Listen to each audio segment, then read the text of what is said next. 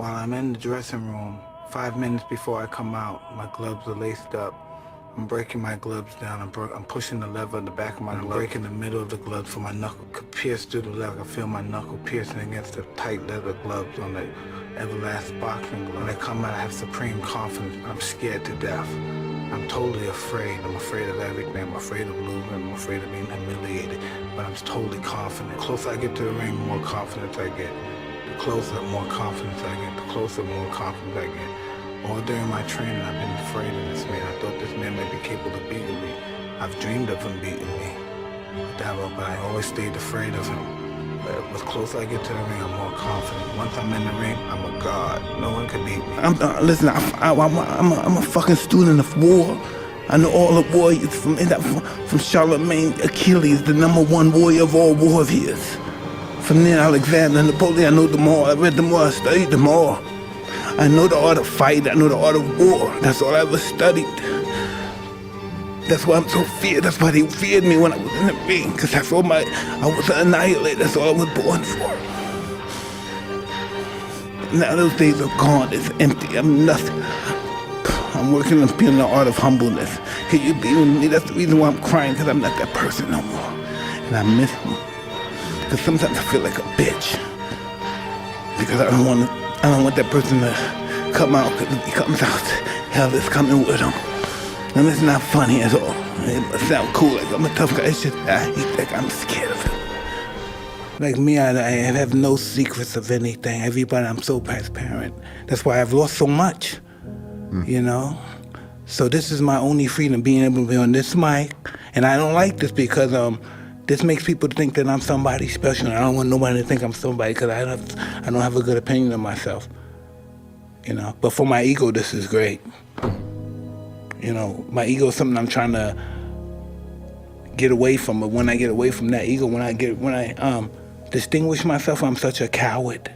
I need it back, because I hate myself. When my ego goes away, I'm a bitch. I'm like, I don't know what I am. Everything I'm afraid of, I don't know. Come back. I don't know. How do you get rid of that guy? Mm-hmm. You talk about him. Yeah. We need him. He's here for a reason. Yeah. Why is he here? And we keep getting away. No, my ego tells me sometimes. You acknowledge it.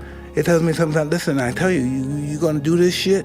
Look, this is where I got you. I got you here with Rob. I got you here with Tyson fucking Ranch. I got this. This is what I got for you, Mike. But listen, only thing I want you to do to pay me back, all right? I just need you to I need you to fuck up. And then we're even. That's what my ego tells me. I need you to fuck her. You fuck her, and then we're even, Mike. Mm-hmm. But I don't want to fuck nobody but my wife. Yeah. But that's what my ego say. I gave you all this. Just do me a favor, Mike. Fuck her. Yeah. Yeah. Fuck thee. Listen, that's what everyone says. You're saying in that, but it has you. It has all of us. Oh, I know. We can't live without it. Well, it comes.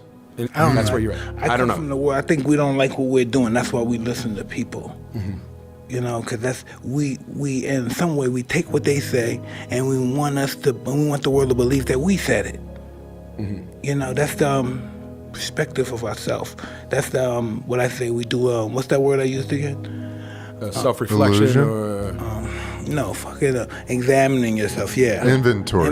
When you do your inventory, you can't lie. That's why when I do my inventory, I can't lie to myself. Yeah. You know, and I just say, fuck. Yeah. You know. Yeah. These are the things that I have to deal with. Yes. You know, my ego tells me. My ego knows that I'm a great follower of Alexander the Great. My ego said, fuck that nigga. What it took him 20 years to do, you do in one fight. What it took him 20 years to do for people to know who he is, I do it in one night. Well, but still, I don't want to think of myself as something great. Something has to be great in order for me to. I can't look at me as just me. It's just my low self-esteem. Maybe it's something I have to want to follow something. It's bigger than me. Something has to be bigger than me. And to be that, you know, nobody would want to go through what I went through to become that, whatever this stuff is, legend shit, whatever it is that make people want to say, hey, we love you and you're our God, whatever that stuff is, that is suffering. All that is suffering, nigga. Making you bitter and trying to find a way to forget your pain and just enjoy the moment because death is very close and shit. We have to become, and not only that, we have to become friendly with death. We can't just wait for it to come. We have to be ready to accept it because then we're going to suffer. God's not going to take us if we're not willing to accept it.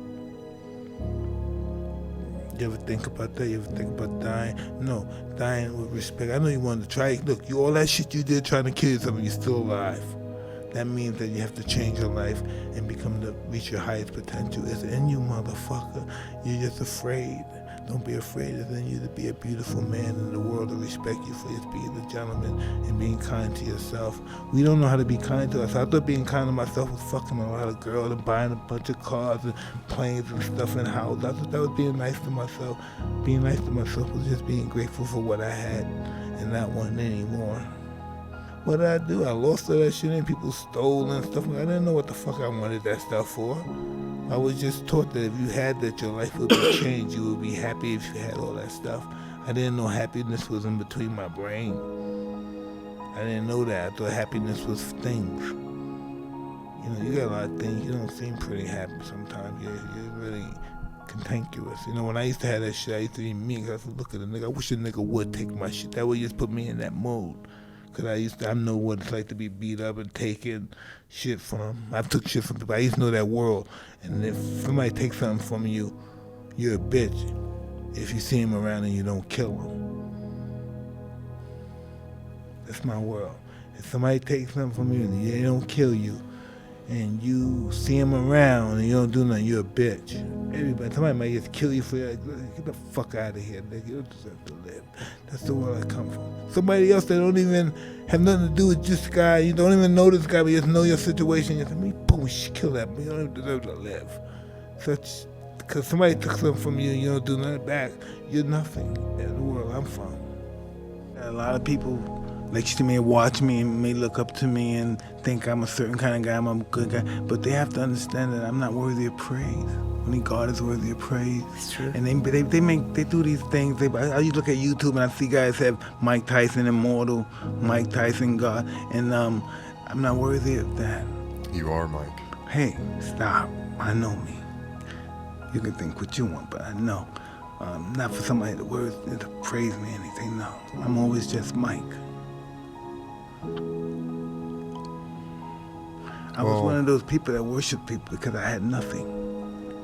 Imagine how low I had to be to worship a nothing. Somebody that's nothing, and I worship them.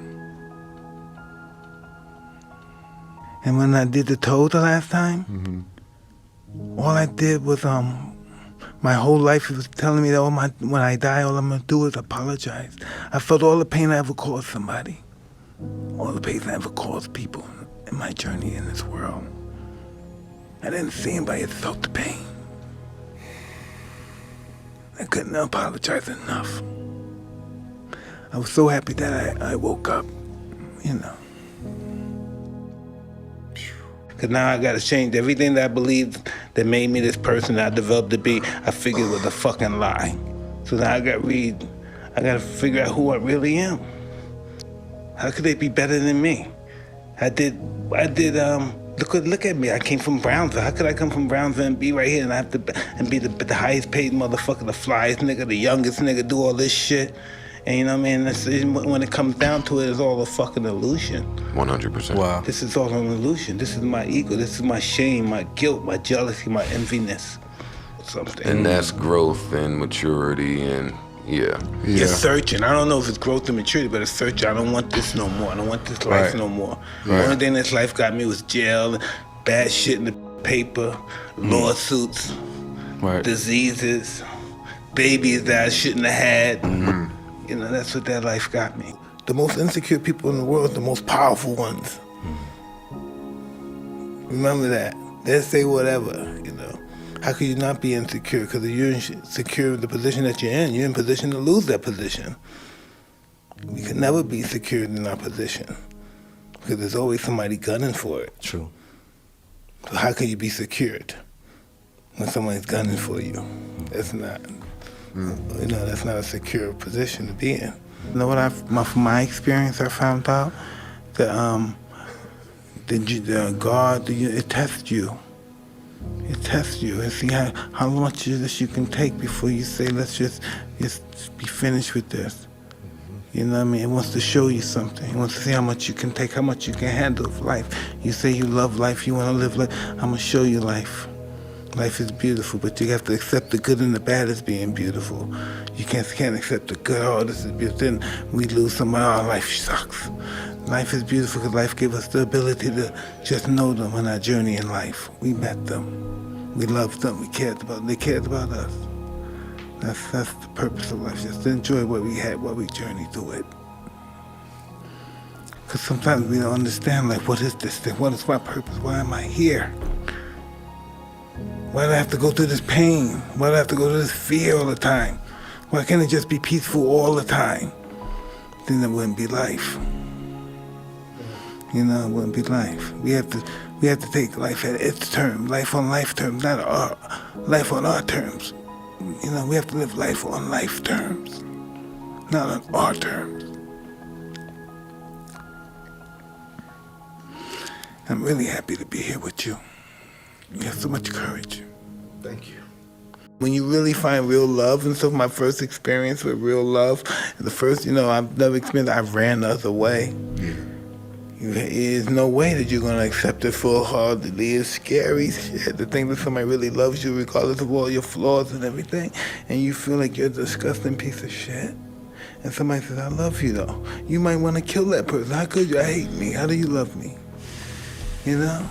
Love is scary because it's so beautiful. Yeah.